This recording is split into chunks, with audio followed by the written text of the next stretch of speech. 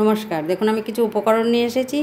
এখানটা দেখুন আমি কচুর গাঁটি নিয়েছি, আপনারা কচুর গাঁটি বলেন বা কচুরমুখী বলেন। আমি ছুলে ধুয়ে পরিষ্কার করে নিয়েছি আর মাঝখান থেকে দুভাগ করে নিয়েছি। আর এখানে আমার কিছুটা কাঁঠালের দানা আছে। কাঁঠালের দানাগুলো আমি ছাড়িয়ে নিয়েছি, গোটা গোটাই আছে। ওপর থেকে একটু লাল লাল ছাল অল্প অল্প ছাড়িয়ে ফেলেছি। আর এখানে আছে আমার 100 গ্রাম মুগের ডাল, কাঁচা মুগের ডাল, এটা ভাজবো। আর এখানটায় আছে আমার একটা ছোটো সাইজের একটা টমেটো কেটে নিয়েছি, দুটো চেরা কাঁচা লঙ্কা আছে। আর এইখানটায় আছে আমার 4 চামচের 1 চামচ আদা। আমি ডালটা কাঁচা ভাজা করব, ভাজা করে সেদ্ধ করব। আর এই কাঁঠালের দানাটা আমি প্রেসার কুকারে দিয়ে দুটো সিটি মেরে সেদ্ধ করে নেব আলাদা। এর একটা লাল কষ একটা বেরোবে, সেই জলটা ফেলে দিতে হবে। আর মুগের ডালটা আমি আলাদা সেদ্ধ করব, দুটো একসঙ্গে সেদ্ধ করব না, আলাদা আলাদা সেদ্ধ করব। এটা একটু ভেজে নেব। চলুন এবার গ্যাসে ফিরে যাই, আমি ডালটা সেদ্ধ করে আপনাদের দেখাবো, এইটা সেদ্ধ করেও আপনাদের দেখাবো। ডালটা হালকা আমি একটু লাল করে ভেজে নিচ্ছি। দেখুন গ্যাসটা জেলে আমি কড়াই বসিয়ে দিয়েছি। কড়াইতে যে আমি কাঁচা মুগ ডালটা দেখেছিলাম সেটা সম্পূর্ণ ঢেলে দেবো। এটা অল্প করে লাল করে নেব। এটা হালকা লাল হওয়া পর্যন্ত অপেক্ষা করব। দেখুন ডালটা এর থেকে বেশি আর লাল করব না। এবার নাবিয়ে আমি ধুয়ে সেদ্ধ করে এনে আপনাদের দেখাবো। দেখুন আমি কড়াইটা বসিয়ে দিয়েছি, কড়াইতে আমি সর্ষের তেল দিয়েছি, সর্ষের তেলটা গরম হয়ে গেছে।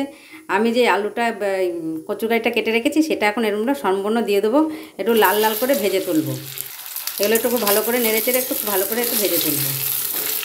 সামান্য একটু হলুদ দিয়ে দেবো আর খুব সামান্য একটু নুন দেবো। নুনটা দেখে বুঝতেই পারছেন কতটুকু। আমি এবার খুব ভালো করে একটু ভেজে তুলে নেব।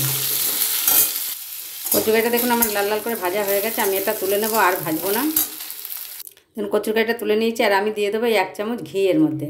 আমি ফোড়ন দেবো তো সেজন্য ঘি। আর ডালটা সেদ্ধ করে রেখেছি, প্রেসার কুকারে একটা সিটি মেরে সেদ্ধ করে রেখেছি, ভাপটা গেলে আপনাদের দেখাবো। ঘি আর সর্ষের তেলের মধ্যে দিয়ে দেবো একটু সাদা জিরে ফোড়নের জন্য। আর দিয়ে দেবো একটা শুকনো লঙ্কা আর তেজপাতা। একটু মিষ্টি সুগন্ধ হওয়া পর্যন্ত অপেক্ষা করবো। আমি বড় তেজপাতা কেটে ছিঁড়ে ছিঁড়ে ছোটো করে নিয়েছি। একটু মিষ্টি সুগন্ধ হওয়া পর্যন্ত অপেক্ষা করব। মিষ্টি সুগন্ধ বেরিয়ে গেছে। আমি দিয়ে দেবো একটু হিং ফোড়নে। যে আদাটা দেখিয়েছি ওই আদাটা এর মধ্যে সম্পূর্ণ দিয়ে দেবো। আদাটা দিয়ে একটু নেড়ে চেড়ে নেব। দিয়ে দেবো টমেটো আর কাঁচা লঙ্কাটা সম্পূর্ণ এর মধ্যে দিয়ে দেবো। দিয়ে খুব ভালো করে নেড়ে নেব। দিয়ে দেবো হলুদ। ডালটা সুন্দর কালার হওয়ার জন্য দিয়ে দেবো একটু কাশ্মীরি লঙ্কা। এবার সব উপকরণ খুব ভালো করে মিশিয়ে নেব, যতক্ষণ না কাঁচা গন্ধটা যাচ্ছে ততক্ষণ। টমেটো আদা কাঁচা গন্ধ যতক্ষণ না যাবে ততক্ষণ একটু কষিয়ে নেব। এই সময় দিয়ে দেবো অল্প একটু জিরের গুঁড়ো। সব উপকরণ খুব ভালো করে মিশিয়ে ফিরে আসছে। কষানো হয়ে গেলে ফিরে আসছে। এখানে আমার কষানো হয়ে গেছে। দিয়ে দেবো কচুরগাইটা ভেজে রেখেছিলাম সম্পূর্ণ, দিয়ে খুব ভালো করে মিশিয়ে নেব। দেখুন মশলা সব কষানো হয়ে গেছে, তেলও ছেড়ে দিয়েছে। এই পর্যায়ে দিয়ে দেবো আমি জল।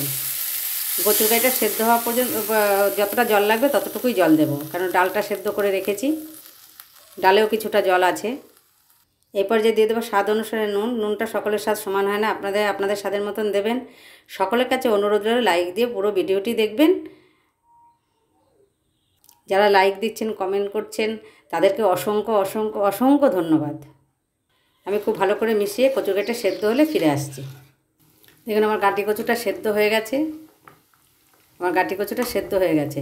আমি এই পর্যায়ে দিয়ে দেবো ডালটা। দেখুন ডালটা পুরো গলে যায়নি, একটু গোটা গোটা আছে। পুরো গলে গেলে ভালো লাগবে না খেতে। আমি সম্পূর্ণ ডালটার মধ্যে ঢেলে দেবো। আর কাঁঠালের বীজগুলো যে আমি সেদ্ধ করে রেখেছিলাম সেগুলো এর মধ্যে সম্পূর্ণ ঢেলে দেবো। দিয়ে খুব ভালো করে মিশিয়ে নেব। একটু গাঢ় হওয়া পর্যন্ত অপেক্ষা করব। এই সময় দিয়ে দেবো 1 চামচ চিনি। চিনিটা না দিলে স্বাদ লাগবে না খেতে। এবার খুব ভালো করে মিশিয়ে নিয়ে এবার গাঢ় হওয়া পর্যন্ত অপেক্ষা করবো, তারপরে ফিরে আসছি। অতি এটা পুরনো রান্না, আমার মা ঠাকুমার কাছ থেকে শিখেছিলেন আর মায়ের কাছ থেকে আমি শিখেছি। আজ আপনাদের দেখাচ্ছি, আপনাদের যদি পছন্দ হয় বাড়িতে একবার ট্রাই করে দেখতে পারেন। খুব সুস্বাদু হয়, অল্প উপকরণে অসাধারণ রেসিপি একটা। দেখুন ডালটা এরকম হয়েছে। এর থেকে আর ঘন করব না, তাই এটা ঠান্ডা হলে আর একটু জমে যাবে। নামানোর সময় এটুকু ঘি দিয়ে দেবো এর মধ্যে। গ্যাসটা আমি নিভিয়ে দিয়েছি। আমার ঘরে তৈরি করে একটু গরম মশলা দিয়ে দেবো। এবার নাবিয়ে আপনাদের দেখাবো। দেখুন কত সুন্দর হয়েছে। মা ঠাকুমাদের হাতের রান্না আজ আমরা করে খাচ্ছি। ওনারা শিখিয়ে গেছেন বলে তাই আমরা খেতে পাচ্ছি। আজকে একটা অতি পুরনো দিনের রান্না। আজ আমার ঠাকুমাও নেই, আমার মাও নেই। আজকে আমি ওদের রান্নাটা করেছি।